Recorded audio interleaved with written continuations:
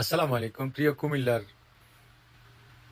ভাইয়েরা, কুমিল্লা ৪ দেবিদ্বার এবং কুমিল্লা ১০ নাঙ্গলকোট লালমাই। কিছুক্ষণ আগে সোশ্যাল মিডিয়ায় জানতে পারলাম হাসনাত আবদুল্লাহর একটি ফোন কল ফাঁস হয়েছে। সে তার এলাকায় অনুসারীদেরকে বলার চেষ্টা করছে আজকের মধ্যেই মুন্সি সাহেবের মনোনয়ন বৈধ হয়ে যাবে এবং মুন্সি সাহেবের নেতাকর্মীরা ডবল উৎসাহ নিয়ে মাঠে নামবে। হাসনাত ভাতিজা, তোমাকে বলবো বাবা, তুমি তো কেবল রাজনীতি শুরু করছো, এখনই সলসাতুরি মুন্সি সাহেবের পরে তোমার কুমিল্লার মানুষ বিবেচনা করবে, এতে কোনো সন্দেহ নাই। কিন্তু শুরুতে যদি তোমরা বিভিন্ন সলসাতুরির অংশগ্রহণ করো, বিভিন্ন অসাধু উপায় অবলম্বন করো, সেক্ষেত্রে ভবিষ্যৎ কি হবে এটাও তো ভাবতে হবে। আর কিছু যাই হোক, তুমি আমাদের কুমিল্লারিতে সন্তান, আমাদের গর্ব, আমাদের অহংকার। আশা করি সময়ের সাথে সুদূর প্রসারে চিন্তা ভাবনা করেই চলবে। এরপর আসে আমার নিজের এলাকা নাঙ্গলকোট এবং লালমাই। জনাব আলহাজ আব্দুল গফুর ভূঁইয়ার দ্বৈত নাগরিকত্বের কারণে গতকাল নির্বাচন কমিশনার থেকে তার মনোনয়ন অবৈধ ঘোষণা করেন। অভিযোগ কি? উনি দ্বৈত নাগরিক কেন?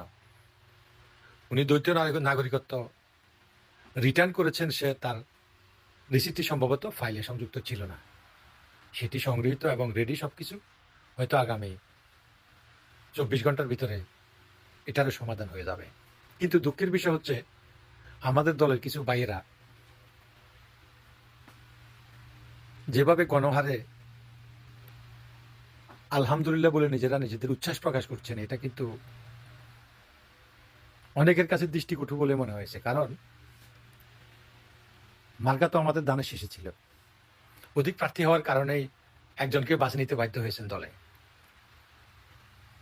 কুমিল্লা ৬-এ হাজী আমিনুর রশিদ ইয়াসিন ভাই কি কোনো দিকে যোগ্য কম ছিলেন? কিন্তু দলীয় সিদ্ধান্তকে উনি মেনে উনি একাত্মতা প্রকাশ করেছেন এবং কুমিল্লার ৬টি আসনের প্রধান নির্বাচন সমন্বয়ক হিসেবে দায়িত্ব গ্রহণ করেছেন। কিন্তু আগামী জাতীয় সংসদ নির্বাচনের পরে আমরা যে আজকে গফুর ভূঁইয়ার মনোনয়নকে নিয়ে নিজেরা নিজেদের উচ্ছ্বাস, প্রতিহিংসা, বিদ্বেষ প্রকাশ করছি, আমরা কি আমাদের প্রতিবেশী সুলভ, বন্ধু সুলভ আচরণ থেকে দূরে সরে যাচ্ছে না? এগুলি কিন্তু আমাদেরকে দেখতে হবে।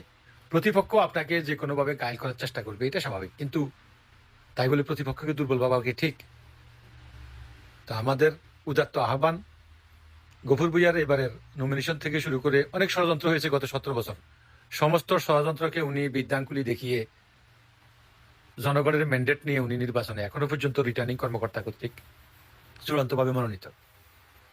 দ্বৈত নাগরিকত্বের বিষয়টি আগামী ২৪ ঘন্টার ভিতরে সমাধান হয়ে যাবে, এটিও মোটামুটি প্রায় নিশ্চিত। কিন্তু আজকে যারা এই বিষয়টা নিয়ে নিজেরা নিজেদের ভিতরে বৈরিতা তৈরি করতেছেন, এটি কিন্তু ভালো লক্ষণ নয়। নির্বাচনের পরে কিন্তু আমরা একে অপরের মুখোমুখি হব। কেউ অতি উৎসাহী হয়ে এমন কিছু করবেন না যেগুলো আসলে আমাদের প্রতিবেশী সুলভ সম্পর্ক নষ্ট হয়। প্রতিযোগিতা থাকবে, কিন্তু সেটা প্রতিহিংসা যেন না হয়, বিদ্বেষ যেন না হয়। ধন্যবাদ। এই ভিডিওটি যদি আপনাদের কারো ভালো লাগে, অবশ্যই কমেন্ট করবেন, শেয়ার করবেন। আবার আসবো সমসাময়িকীতে। ততক্ষণ পর্যন্ত সাথে থাকুন, ভালো রাখুন।